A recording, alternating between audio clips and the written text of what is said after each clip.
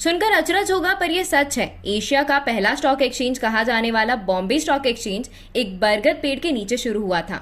तो आइए जानते हैं वो दिलचस्प कहानी जिसके जरिए अस्तित्व में आया बॉम्बे स्टॉक एक्सचेंज। इस एक्सचेंज का पहला जन्मस्थल 1850 में एक बरगद का पेड़ था, जहां फिलहाल हार्नेमन सर्किल है। वहां टाउन हॉल के पास बरगद के वृक्ष के नीचे दलाल एकत्रित होते थे। वहां वे शेयरों का सौदा करते थे।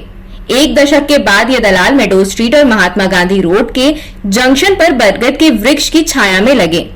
शेयर दलालों की संख्या बढ़ने पर उन्हें नए स्थान पर जाना पड़ता था। यह सिलसिला जारी रहा और अंत में 1874 में उन्हें एक स्थायी जगह मिल गई। यह स्थल दलाल स्ट्रीट के रूप में जाना गया। मुंबई शेयर बाजार का जन्म एक एसोसिएशन के रूप में 1875 में हुआ था। इसका नाम था native share and stock broker association. इससे पहले ही शेयरों का सौदा शुरू हो चुका था।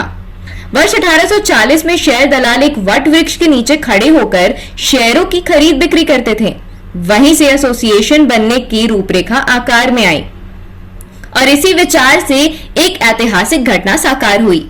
भारत में यह दौर ब्रिटिश शासन का था। 18 जनवरी 1899 को ब्रिटिश उच्चाधिकारी जेएम मैकलिन के मुंबई के शेयर दलालों के लिए पुकारे गए शब्दों को आज भी गौरव के साथ याद किया जाता है। मैकलिन का सिद्धांत था कि मुंबई के नेटिव शेयर दलाल समाज के अभिन्न अंग है, जिनको उचित सम्मान नहीं मिला, परंतु उनके दोषों का ही आकलन किया गया।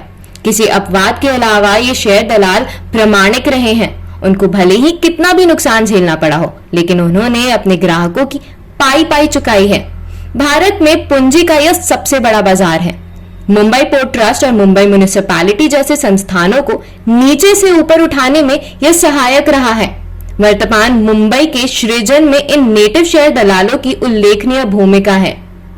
यह सिद्धांत 21वीं सदी में भी मुंबई के शेयर दलालों के लिए यथार्थ रहा है। विश्व के पहले शेयर बाजार का जन्म बेल्जियम में हुआ था। बेल्जियम के एंटवर्प शहर में 1531 में बाजार के मुख्य विस्तार के लिए कई व्यापारी इकट्ठा हुए थे। वे शेयर तथा कोमोडिटीज में सट्टा करते थे।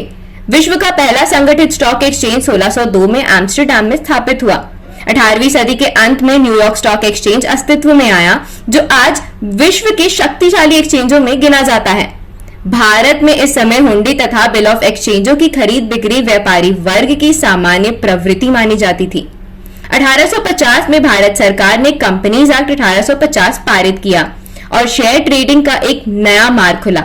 नया इसलिए क्योंकि उसके पहले भी शेयरों का सौदा तो होता था, लेकिन नाम मात्र के लिए। ट्रेडिंग के लिए बड़ी संख्या में शेयर उपलब्ध हुए। बिना इस प्रवृत्ति को गति मिलना संभव नहीं था।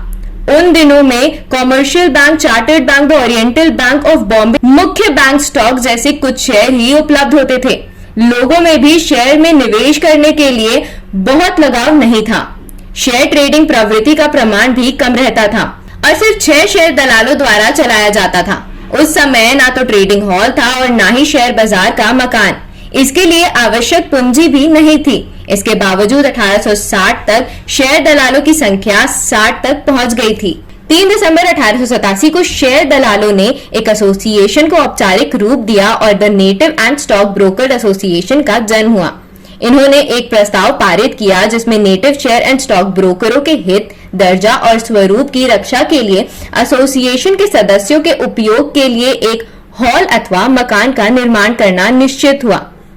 1887 तक इस निर्णय पर अमल नहीं किया जा सका, परंतु एक ट्रस्ट डीड जरूर बनी और 1887 में इस ट्रस्ट डीड में लिखे गए शब्द वर्तमान मुंबई शेयर बाजार की नींव के पत्थर बन गए।